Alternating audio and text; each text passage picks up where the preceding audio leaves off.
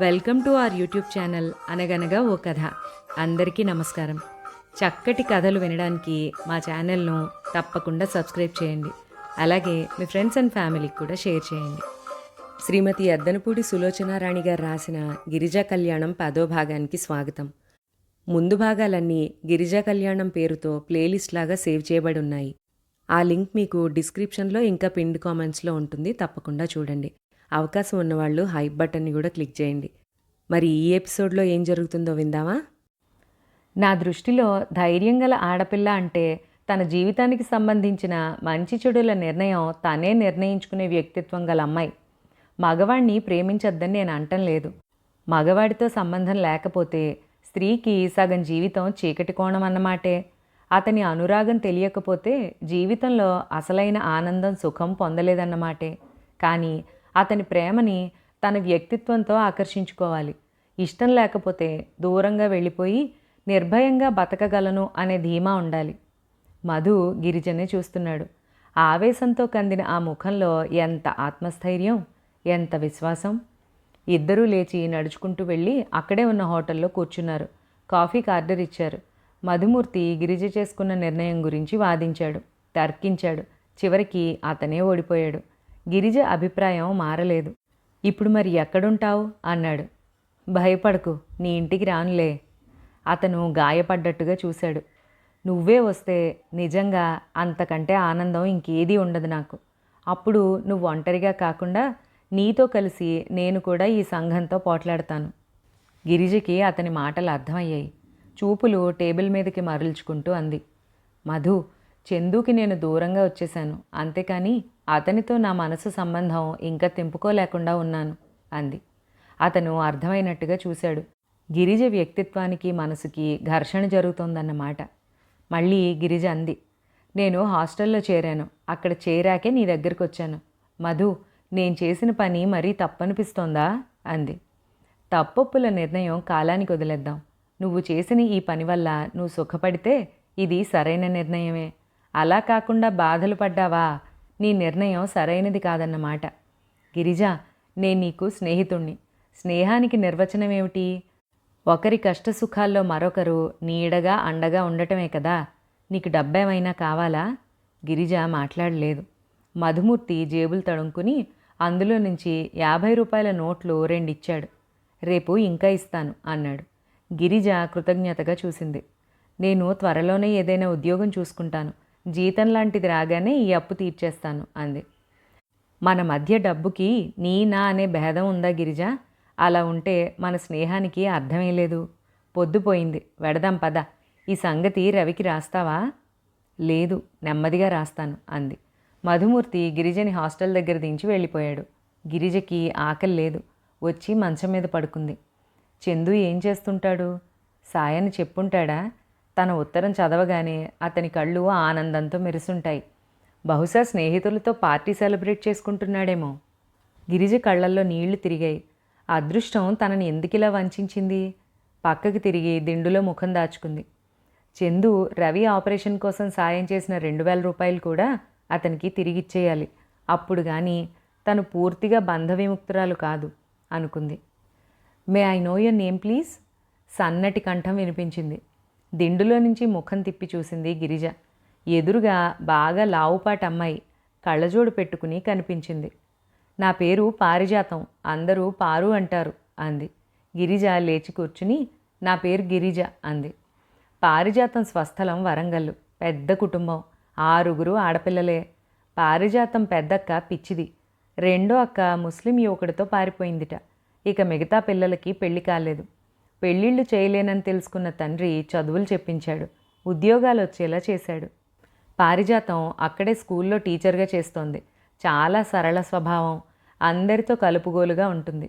గిరిజని ఎక్కువగా ప్రశ్నలు వేసి వేధించలేదు. సినిమాల గురించి, పుస్తకాల గురించి మాట్లాడింది. సినిమాల్లో తన ఫేవరెట్ హీరో గురించి చెప్పింది. అతని సినిమా వస్తే మాత్రం మొదటి రోజు మొదటి ఆట బ్లాక్లోనైనా సరే టికెట్ కొని చూడాల్సిందే. సీరియల్స్ కూడా అంతే. ఒక టైప్ నవలలే నచ్చుతాయి. కష్టాలు కన్నీళ్లు గిట్టవు. పారిజాతం పడుకోబోయే ముందడిగింది.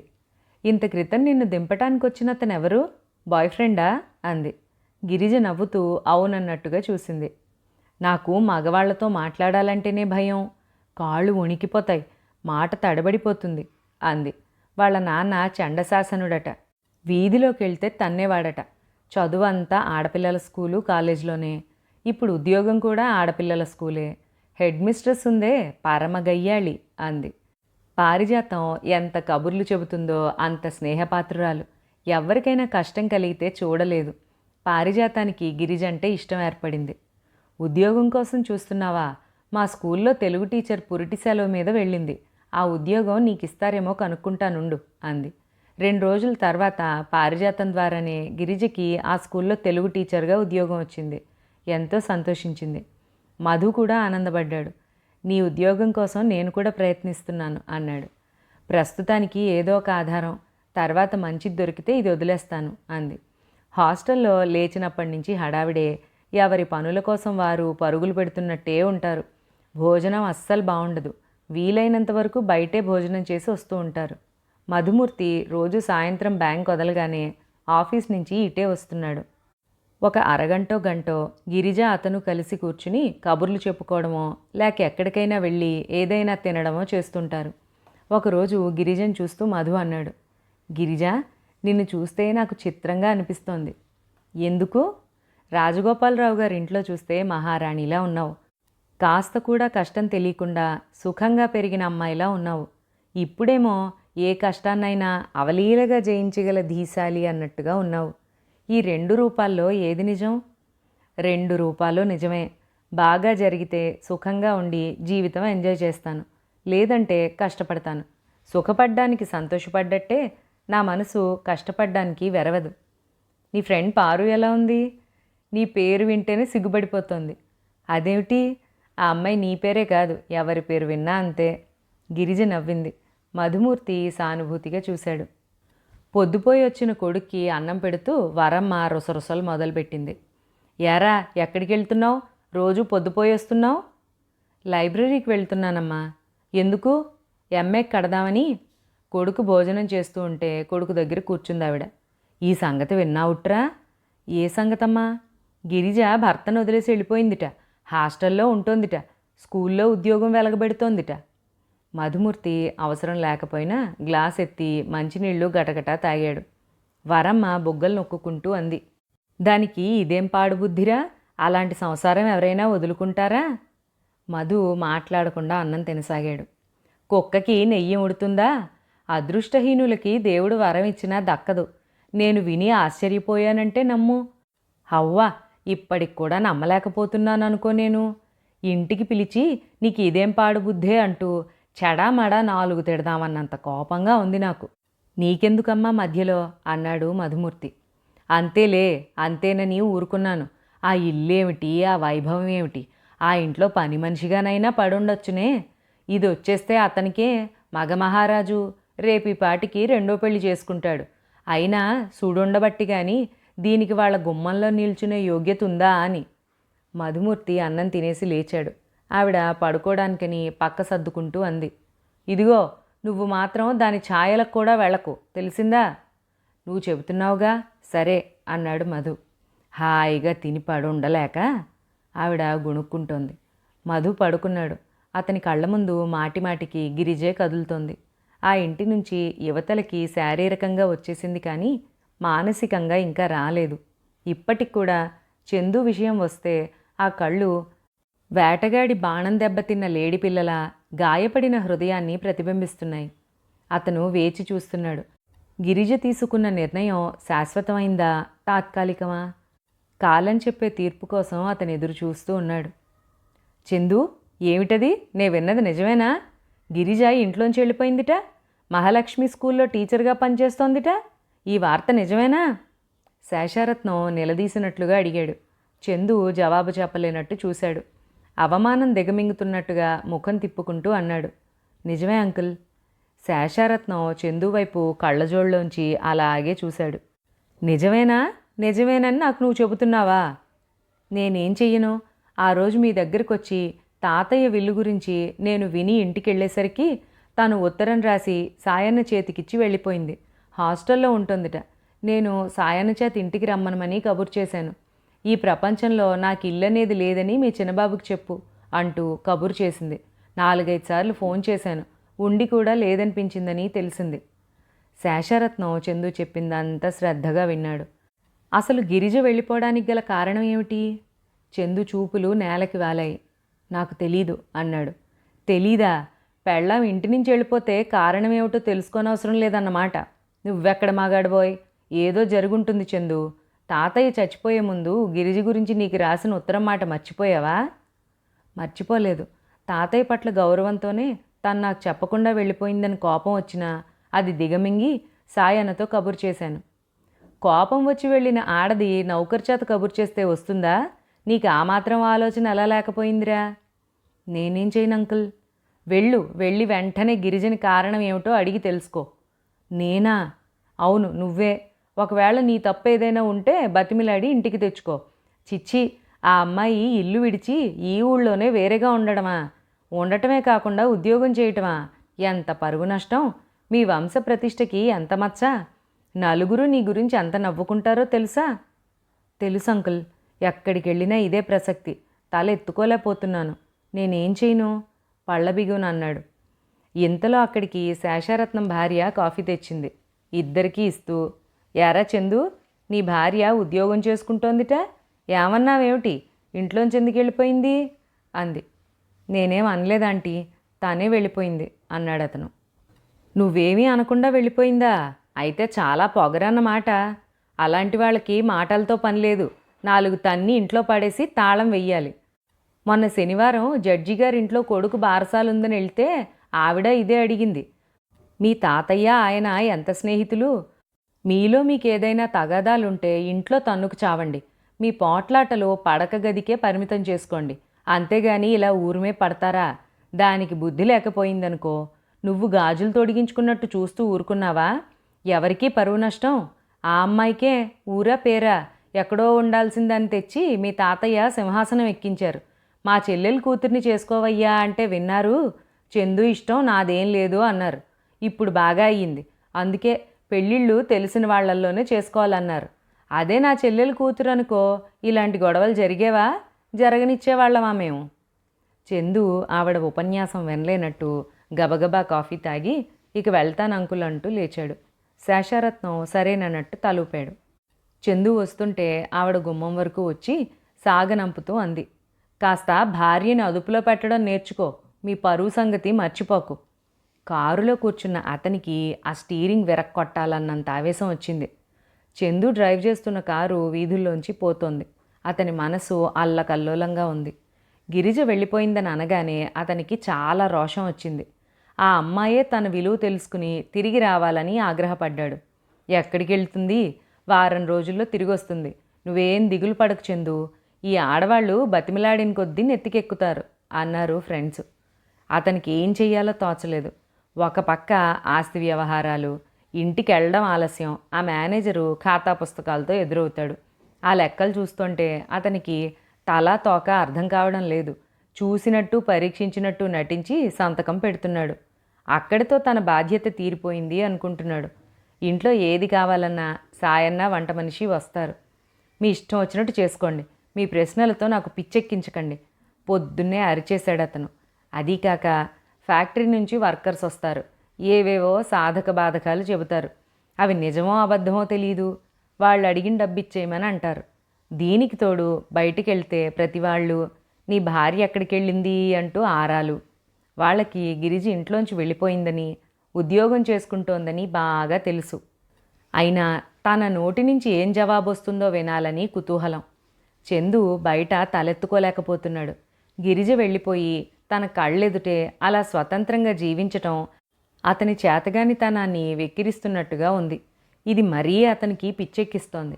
అతను డ్రైవ్ చేస్తున్న కారు సరాసరి గిరిజ ఉంటోన్న హాస్టల్ ముందుకొచ్చి ఆగింది. అతను విజిటర్స్ రూమ్లోకి వచ్చాడు.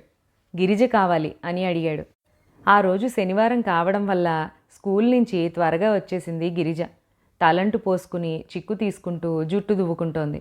గదిలోకి పారిజాతం గబగబా వచ్చింది. గిరిజ, నీకోసం ఒక కొత్త బాయ్ ఫ్రెండ్ వచ్చాడు. అబ్బా, ఎంత బాగున్నాడో తెలుసా అంది. నా కోసమా? మధుమూర్త అని అడిగింది. కాదు, ఇతను మధుమూర్తి కంటే చాలా బాగున్నాడు. అబ్బా, ఎంతటి తెల్లబట్టలేసుకున్నాడో! పారిజాతం మురిసిపోతూ అంది. గిరిజ కనుబొమ్మలు ముడిపడ్డాయి. మధుమూర్తి కాకుండా నా కోసం ఇంకెవరొస్తారు? జుట్టు రిబ్బన్తో కట్టుకుని విజిటర్స్ రూమ్లోకి వచ్చింది. అక్కడ కారు తాళాల్ని చూపుడు వేలికి తగిలించి తిప్పుతూ కిటికీ దగ్గర నిలబడి బయట లాన్లోకి చూస్తున్నాడు చందు. అడుగుల చప్పుడు చీర రెపరెపలో వినగానే అతడు ఇటు తిరిగాడు. గిరిజకి వెంటనే వెనక్కి తిరిగి వెళ్ళిపోయే అవకాశం లేకపోయింది. గిరిజనే చూస్తున్నాడతను. అప్పుడే తలస్నానం చేసిందేమో, ముఖం తేటగా నందివర్ధనం పువ్వులాగా ఉంది. గిరిజ కూడా అతన్నే చూస్తోంది. తెల్ల బట్టలు వేసుకుని కారు తాళాలు తిప్పుతూ అతను రవ్వంత కూడా చింతలేని మనిషిలాగా ఉన్నాడు. ఇద్దరూ ఎవరికి వారే ఎదుటివారు తమని పలకరిస్తారేమో అన్న అహంతో మౌనంగా నిలబడిపోయారు. గిరిజ మాట్లాడలేదు. గిరుక్కున వెనక్కి తిరిగి వెళ్ళిపోబోయింది. ఆగు అన్నాడు. గిరిజ ఆగింది. కానీ అతను వెంటనే ఏం మాట్లాడలేదు. ఆమె అతను చెప్పబోయే దానికోసం ఎదురు చూస్తున్నట్టుగా నిలబడింది. అతను ఆహాన్ని నోరు మూసినట్టుగా, అభిమానం పీక నొక్కినట్లుగా మెల్లగా అన్నాడు, ఇంటికి వెళదాన్రా. ఆ పిలుపులో అర్థింపు లేదు, ఆజ్ఞ ఉంది. గిరిజ గుండెల్లో అభిమానం కస్సున తోక మీద లేచింది. వెనక్కు తిరిగి సూటిగా అతని వైపు చూస్తూ అంది, ఇల్లా? ఏ ఇల్లు? అతనికి కోపం వచ్చింది. అయినా నిగ్రహించుకున్నాడు. ఇంకే ఇల్లు? నా ఇల్లు. మీ ఇంటితో నాకేం పని? ప్రతి భార్యకి భర్త ఇంటిలో ఏం పని? భార్య. గిరిజ పెదవుల మీద నిర్లక్ష్యం కలిసిన చిరునవ్వు కదిలింది. భార్య.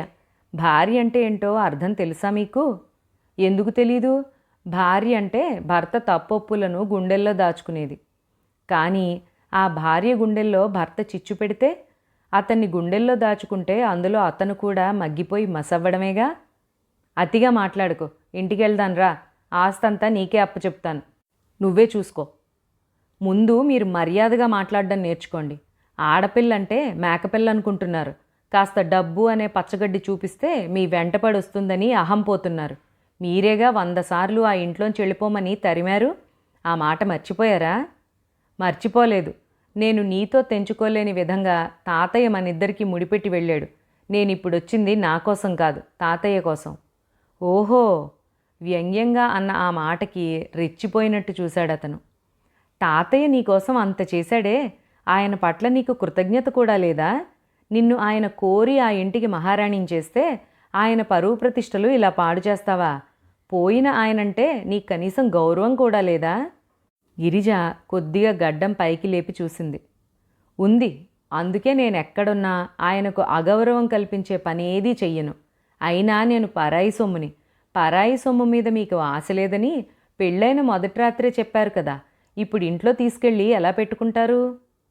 చందుకి చాలా కోపం వచ్చింది. జవాబు చెప్పలేని ప్రశ్నలతో నోటికి ఉచ్చులు బిగించటంలో గిరిజ తర్వాతే ఎవరైనా. ఆగ్రహం దిగమింగుతూ అన్నాడు, అయితే ఇక ఇంతేనా? ఇంతకు మించి ఉంటుందని మీరెలా ఆశపడ్డారు? మీరు అడగ్గానే పరిగెత్తుకొచ్చేస్తానని అనుకున్నారా? చందుకి గిరిజ చెయ్యి పట్టి లాగి చాచి చెంప మీద కొట్టాలన్నంత ఆవేశం వచ్చింది. నా మానాన నన్ను బతకనివ్వండి. ఈ దేశంలో ఆడపిల్లలకు కొదవేం లేదు కదా. రెండో పెళ్లి చేసుకోండి. మీ ఇంటి పరువు ప్రతిష్టల్ని పదిలంగా కాపాడుకోండి. దయుంచి నా వెంట మాత్రం పడకండి. ఇక్కడెవ్వరికీ నేను మీ భార్యనని తెలీదు. మరీ ఎక్కువసేపు మాట్లాడితే వాళ్ళకి లేనిపోని అనుమానాలు వస్తాయి. ఇక వెళ్ళండి అనేసి వెనక్కి తిరిగి వెళ్ళిపోయింది. చందు 2 నిమిషాలు నోట మాట రానివాళ్లా నిలబడిపోయాడు. అపజయం అతన్ని చూసి మళ్ళీ పక్కపక్క నవ్వుతున్నట్టు అనిపించింది. బయటకు వచ్చాడతను. కారులో కూర్చుని స్టార్ట్ చేశాడు. అది రయ్యిన హాస్టల్ గేట్ దాటుతూ ఉంటే అందులోంచి తల వంచుకుని లోపలికి నడుస్తున్న వ్యక్తి ఉలిక్కిపాటుగా పక్కకు తప్పుకున్నాడు. చందు అతన్ని చూశాడు.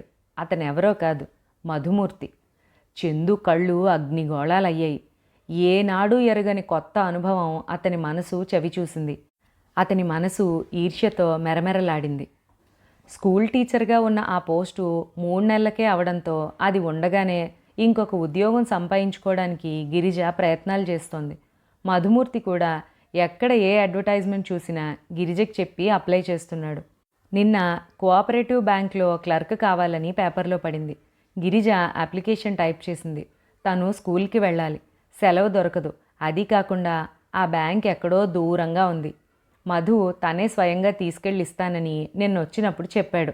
గిరిజ అప్లికేషన్ టైప్ చేసి స్కూల్కి వెళ్లే ముందు దారిలోనే ఉన్న మధుమూర్తి ఇంటి ముందు రిక్షా ఆపి లోపలికొచ్చింది. మధు వాకిట్లోనే నిలబడి పిలిచింది. మధు లోపల భోజనం చేస్తున్నాడు. గిరిజ పిలుపు వినగానే ఆ అంటూ లేచొచ్చేశాడు. గిరిజ బ్యాగ్లోంచి టైప్ చేసిన కాగితం తీసి అతనికిచ్చింది. కాస్త నువ్వు ఇచ్చేస్తావు కదా అంది. ఈ అప్లికేషన్ ఇక బ్యాంక్ వాళ్ళకి అందినట్టే అనుకుని నువ్వు నిశ్చింతగా ఉండు అన్నాడు అతను నవ్వుతూ. గిరిజ బ్యాగ్లోంచి 10 రూపాయల కాగితం తీసి అతనికిచ్చింది. ఇదేంటి అన్నాడు అతను. Auto charge.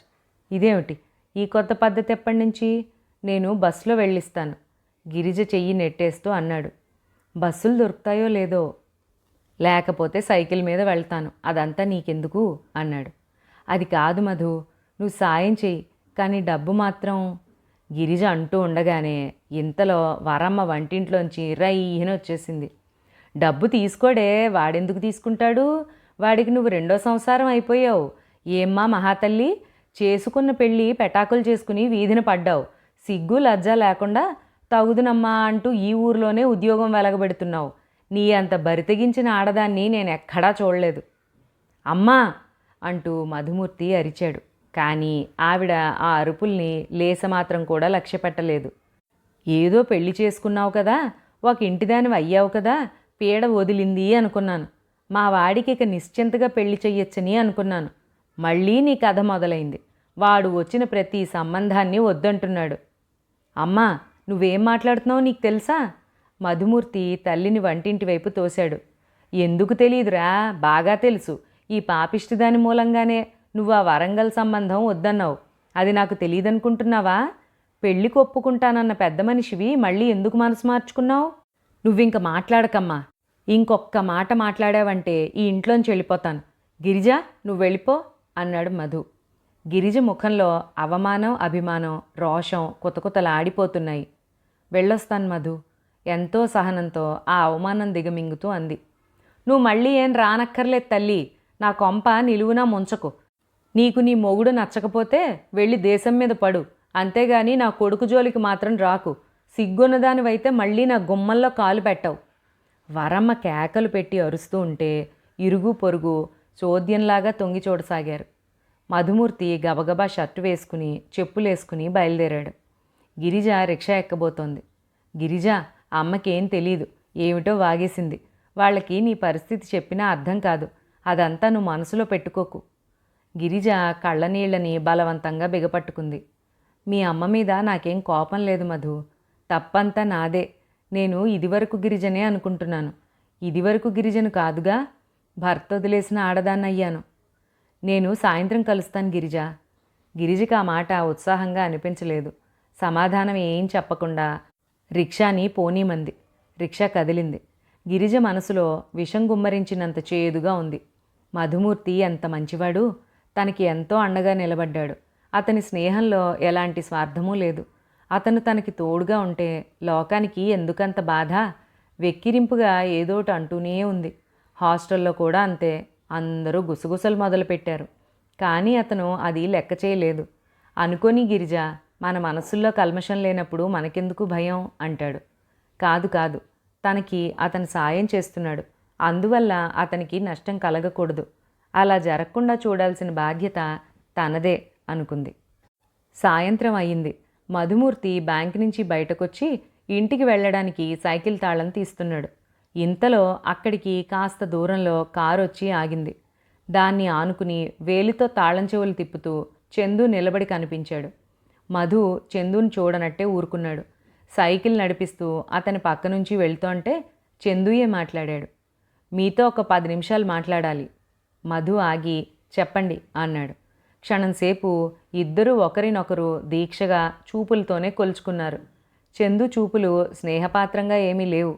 కానీ అది గమనించిన మధుమూర్తి ముఖంలో భయం కొంచెం కూడా కలగలేదు. ఇక్కడ కాదు, ఇది బజారు, నలుగురు నడుస్తూ ఉంటారు. మధు అతని వైపే చూస్తున్నాడు. ఆ ఐస్ క్రీం పార్లర్లో కాసేపు కూర్చుందామా చూపిస్తూ అడిగాడు చందు. నాకేం అభ్యంతరం లేదు. చందు కార్ లాక్ చేసి మధు సైకిల్ పక్కకి పెట్టి నడుచుకుంటూ ఐస్ క్రీం పార్లర్లోకి వెళ్ళారు.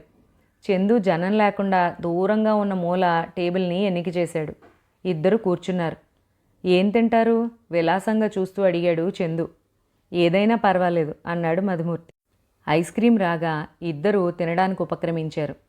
గిరిజ ఎవరో మీకు తెలుసా? హఠాత్తుగా అడిగాడు చందు. ఐస్ క్రీం తింటున్న మధు ఉలిక్కిపడలేదు.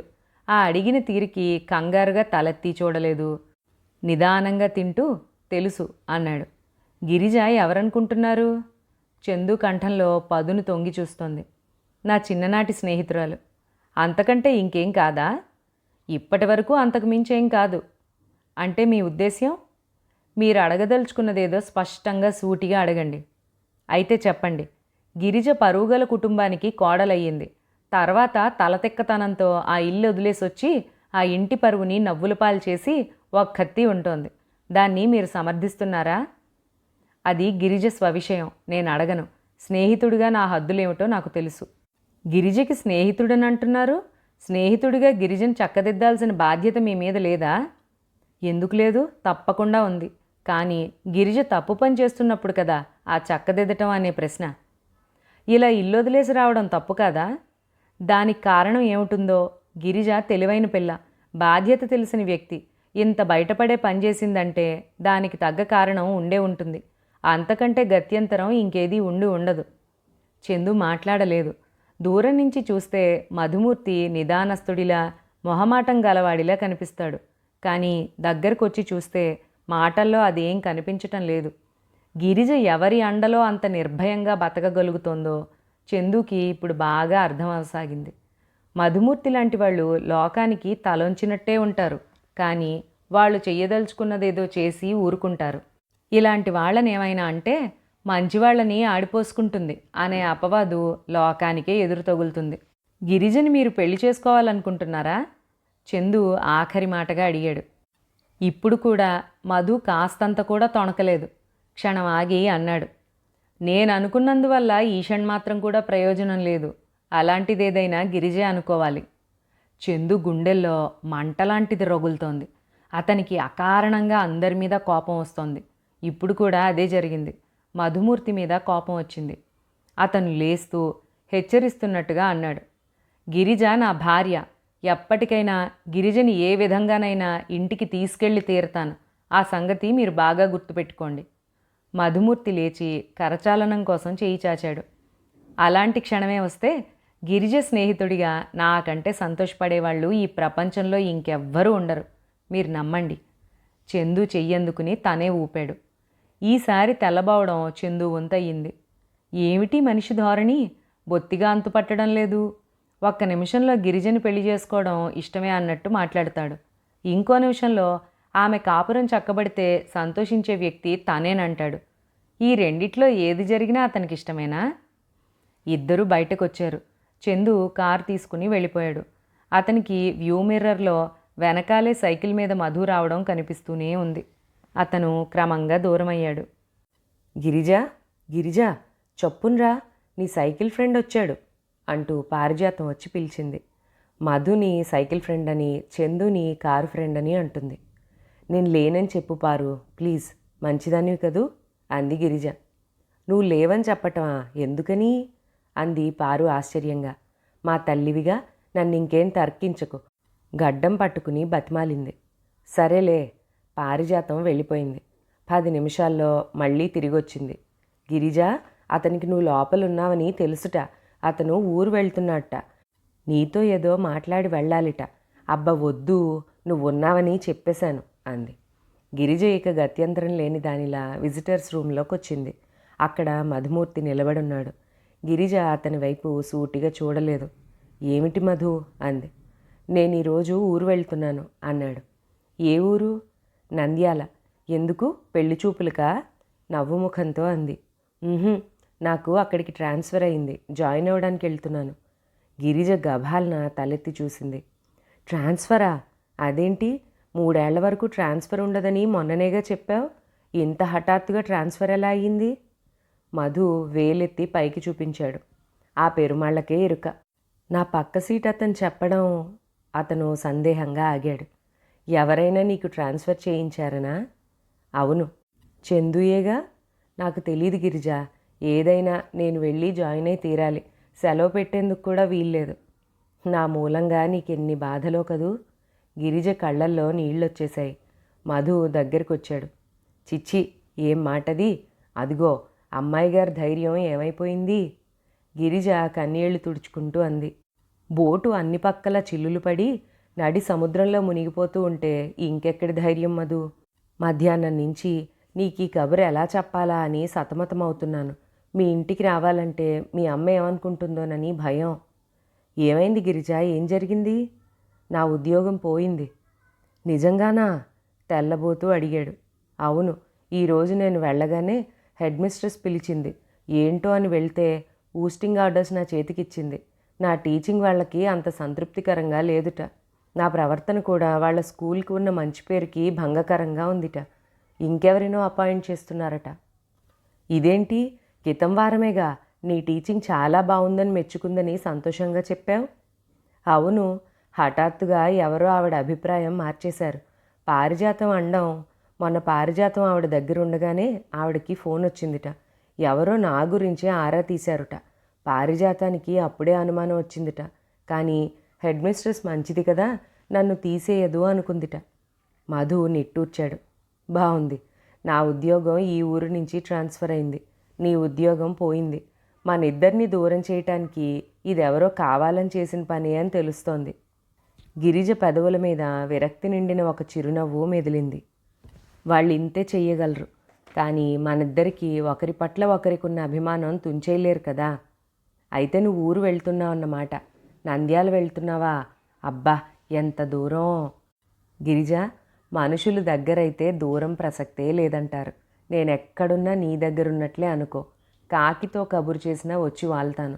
చూడు, ఉద్యోగం పోయిందని కాస్త కూడా దిగులు పడకు. నీ ఉద్యోగం పోయినా నా ఉద్యోగం ఉందిగా. మధు గిరిజ చేతుల్లోకి తల దించుకుంది. నువ్వింత అధైర్యపడితే నేను వెళ్ళను. ముందే చెబుతున్నాను. లేదు లేదు, నేను అధైర్యపడటం లేదు. నువ్వు వెళ్ళిరా అంటూ కళ్ళు తుడుచుకుంది. గిరిజ, స్నేహం అంటే ఏంటి? జీవితంలో వ్యతిరేక పరిస్థితులు బలంగా ఎదురైనప్పుడు కృంగిపోకుండా ఒకరికొకరు చేయూతిచ్చుకోవడం, అంతే కదా? అంతే మధు, అంతే. నువ్వెంతగా బెంబేలు పడాల్సిన విషయం ఇందులో నాకేం కనిపించటం లేదు. చూడు, ప్రతి వాళ్ళ జీవితంలోనూ సమస్యలు కెరటాల్లా వచ్చి పడతాయి. అప్పుడే వాళ్ళు బలంగా నిలదొక్కుని నిలబడగలగాలి. అలా నిలబడగలిగితే జీవితం అనేది మళ్ళీ ఉంటుంది. లేకపోతే ఏముంది, కెరటంతో పాటు సముద్రంలోకి కొట్టుకుపోయి మన ఉనికిని మనం కోల్పోవటమే కదా. నిజమే మధు. నా బాధ ఏంటంటే చందుకి నేనంటే అభిమానం, ప్రేమ లేనప్పుడు నా మానాన నన్నెందుకు వదిలేయకూడదు? నన్నెందుకు ఇలా వెంటాడాలి? అది పురుషాహంకారం చేసే హఠం, అంతకంటే ఇంకేం లేదు.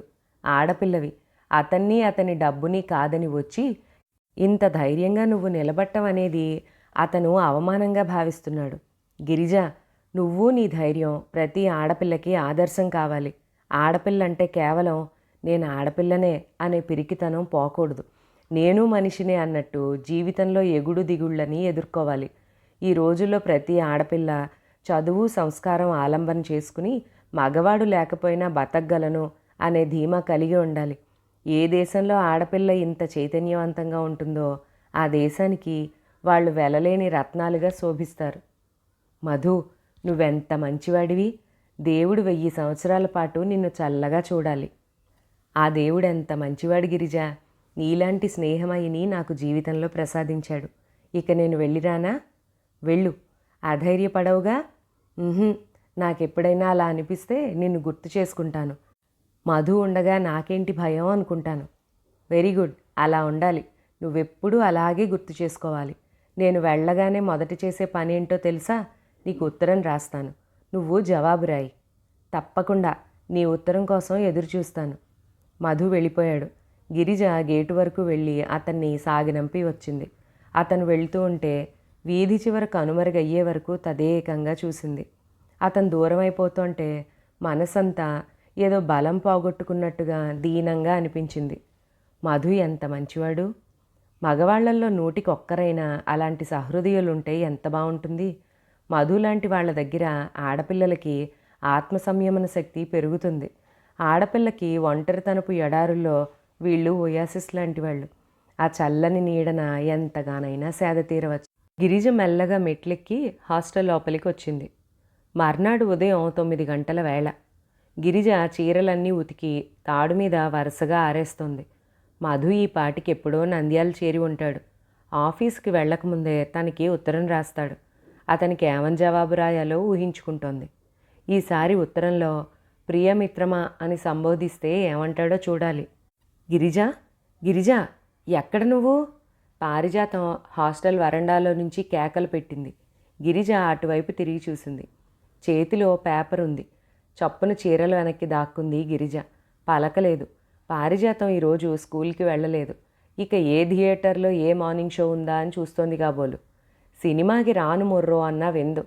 సినిమా అంటే ఇష్టం లేని వాళ్ళు పిచ్చివాళ్ళు అంటుంది. పోనీ లేని వెంట సినిమాకి వెళ్ళామా, అదొక పెద్ద శిక్ష. వేరుశనక్కాయలు బఠానీలు చిన్నపిల్లలా తను తింటుంది. ఎదుటి వాళ్ళని కూడా తినమని వేధిస్తుంది. వద్దన్నా వినదు. ఇక సినిమా మొదలైతే చాలు, ఆ అభిమాన హీరో వచ్చినప్పుడల్లా పక్కన కూర్చున్న వాళ్ళ చేతులు నలిపేస్తుంది, జబ్బల మీద గీరేస్తుంది. అదొక భయంకరమైన అనుభవం. చూసిన సినిమాని అంతటితో వదలదు. మళ్ళీ సినిమా చూసే వరకు దాని గురించే వర్ణిస్తూ మాట్లాడుతుంది. అందుకే పారిజాతం తన డబ్బులు పెట్టి తీసుకువెడతానన్నా ఎవ్వరూ తనతో వెళ్ళడానికి ఇష్టపడరు. పారిజాతానికి ఇప్పుడు సినిమాకి రానని ఎలా చెప్పాలా, ఏ వంక పెట్టాలా అని గిరిజ ఆరేసిన చీరల చాటును నిలబడి ఆలోచిస్తోంది. పారిజాతం చీరల కింద నుంచి గిరిజ కాళ్ళని చూడనే చూసింది. గిరిజ, నిన్నే, ఇక్కడున్నావా అంటూ పరిగెత్తుకొచ్చింది. ఇదిగో చూసావా అంది పేపర్ చూపిస్తూ. అబ్బా పారు, నాకు తలనొప్పి చంపేస్తోందనుకో. గిరిజ ముందే సంజాయిషి మొదలుపెట్టింది. కానీ పారిజాతం అదేం వినిపించుకోలేదు. పేపర్ పట్టుకుని చూస్తూ, రాత్రి నీ cycle friend Hyderabad Nandyal express బస్లో కదూ ఊరెళ్ళాడని చెప్పావు అంది. అవును, ఏ అంది గిరిజ. పారిజాతం కళ్ళజోడు సవరించుకుని పేపర్ చదివి వినిపించింది. రాత్రి హైదరాబాద్ నుంచి నంద్యాల వెళ్లే బస్సు సిటీ పొలిమేరలు దాటకుండానే ఎదురుగా వస్తున్న లారీ ఢీ కొనడంతో అక్కడికక్కడే 8 మంది మృతి చెందారు. చనిపోయిన వారిలో బస్సు డ్రైవర్ కూడా ఉన్నాడు. తీవ్రంగా గాయపడిన మరో 10 మందిలో 4 పరిస్థితి ప్రమాదకరంగా ఉంది. మరణించిన వారి పేర్లు. అప్పటికే గిరిజ ఆ పేపర్ లాక్కుని ఆ వార్త అంతా మళ్ళీ చదివింది. మరణించిన వారి పేర్లలో ఆఖరున మధుమూర్తి పేరు కూడా ఉంది. గిరిజ కళ్ళు గిర్రుని తిరిగాయి. మనసులో శిలాపర్వతంలా ఉన్న ధైర్యానికి భూకంపం వచ్చినట్టుగా పెళపెళా విరిగిపోతోంది. మధు, యాక్సిడెంట్. అతని పేరు చచ్చిపోయిన వారి పేర్లలో ఉంది. గిరిజ ముఖ కవళికలు చూసిన పారిజాతం గభాలన పట్టుకుంది. సునీత, మాలతి, కృష్ణవేణి, చప్పును రండర్రా అంటూ కేకలు పెట్టింది. వాళ్ళు వచ్చేసరికి గిరిజ హిస్టీరియా వచ్చిన దానిలా ఏడుస్తోంది. అబద్ధం, ఇది అబద్ధం అంటూ అరుస్తోంది. ఆ పేపర్ ముఖానికేసి కొట్టుకుంటోంది. దాదాపు గంట తర్వాత గిరిజ మంచం మీద బోర్లా పడుకుని దిండులో తల దూర్చుకుని ఇంకా వెక్కి వెక్కి ఏడుస్తూనే ఉంది. మధుమూర్తి ఊరు వెళ్లే ముందన్న ప్రతి మాట గుర్తుకొస్తోంది. ఇంకా నిన్న సాయంత్రం అతన్ని పంపేటప్పుడు గేటు దగ్గర వెళ్తాను గిరిజ అని చెబుతూ ఉంటే ఆ చారల షర్టు, నీరెండలో మెరుస్తోన్న కళ్ళద్దాలు ఇవే గుర్తుకొస్తున్నాయి. అతను వెళ్ళిపోతుంటే ఈ వీధి మలుపు తిరిగేంతవరకు చూసిన దృశ్యం గుర్తుకొచ్చింది. అప్పుడే తనకేదో వెలితిగా అనిపించింది. అది దీనికేనా? భగవంతుడా, ఎందుకిలా శిక్షిస్తున్నావు? నేనేం పాపం చేశానని? నా జీవితంలో ఉన్న ఒక్క ఆలంబనని పెరికి పారేసి తమాషా చూస్తున్నావా? గిరిజ పక్కలో కూర్చుని ఓదారుస్తూ కన్నీళ్లు పెట్టుకుంటూ పారిజాతం అంది. పాపిష్టిదాన్ని, నేను ఇంతవరకు పెళ్లి చేసుకుందామని అనుకున్న 4 చచ్చిపోయారు. ఇతన్ని గురించి కూడా అనుకోకుండా ఉండాల్సింది. ఇతను కూడా పోయాడు అంటోంది. నెల రోజుల తర్వాత గిరిజ ఓ సాయంత్రం వేళ జనసమ్మర్దం అంతగా లేని రోడ్డు మీద నడుస్తోంది. హాస్టల్ చాలా దూరం ఉంది. అయినా బస్సులో వెళ్ళటం లేదు. బస్సులో వెళ్ళాలంటే ₹1/2 అవుతుంది. ప్యాకేజ్ కంపెనీ వాళ్ళు క్లర్క్ కావాలని పేపర్లో ప్రకటన ఇచ్చారు. ఆ ఆఫీస్ వెతుక్కుంటూ వచ్చింది. ఆ మధ్యాహ్నమే ఎవరినో అపాయింట్ చేసుకున్నారట. ఎప్పుడూ అంతే, కొన్ని గంటల ఆలస్యం అయితే చాలు అందాల్సిన అవకాశం జారిపోతోంది. సారీ మేడం, ఈసారి ఏదైనా అవకాశం ఉంటే తప్పకుండా మీకే మొదటి ఛాన్స్ ఇస్తాం అన్నాడు మేనేజర్. గిరిజ ఉసూరంటూ లేచింది. ఈ దొరకని ఉద్యోగం కోసం ₹2 ఖర్చు చేసుకుని ఈ అడ్రస్ వెతుక్కుంటూ ఇంత దూరం వచ్చింది. వచ్చేటప్పుడు ఉద్యోగం దొరుకుతుందేమోనన్న ఆశ ఇంత దూరం వచ్చే శక్తిని ప్రసాదించింది. కానీ ఇప్పుడు అదంతా పోయినట్లుగా ఉంది. బస్ ఎక్కి ఇంకో ₹1/2 వృధా చేయదలుచుకోలేదు. అందుకే మెల్లగా నడక సాగించింది. అరగంటలో కాకపోతే గంటన్నరకి హాస్టల్ చేరుకుంటుంది. ఇంతలో మునిగిపోయేదేముంది? గిరిజ నడుస్తోంది. ఒళ్ళు తూలుతోంది. కళ్ళు తిరుగుతున్నాయి. అయినా లక్ష్య పెట్టకుండా నడుస్తోంది. 2 రోజుల నుంచి గిరిజకి జ్వరం వస్తోంది. ఎంత ప్రయత్నించినా ఉద్యోగమే దొరకలేదు. రవి ఉత్తరం రాశాడు. స్కూల్ ఫీజు కట్టాలట. సాయన్న పుణ్యమా అని తనకొచ్చే ఉత్తరాలన్నీ ఈ అడ్రస్కి మార్పించాడు. రవికి ఇంకా ఇదేమీ తెలీదు. తనకి ఉద్యోగం దొరకగానే చెప్దామని ఊరుకుంది. ఈ లోపల వాడికి ఎలాగూ సెలవులు వచ్చేస్తాయి. నిన్ననే హాస్టల్ వార్డెన్ పిలిచి చెప్పేసింది. గిరిజ, నువ్వు కిందటి నెల కూడా డబ్బు కట్టలేదు. 4 రోజులు టైం ఇస్తున్నాను. కడితే డబ్బు కట్టి ఉండు, లేదంటే ఖాళీ చేసి వెళ్ళిపో అని. అలాగే మేడం అని యువతలకు వచ్చేసింది. ఈ ఎపిసోడ్ ఇక్కడితో అయిపోయింది. మరొక ఎపిసోడ్లో మళ్ళీ కలుసుకుందాం. అంతవరకు సెలవు.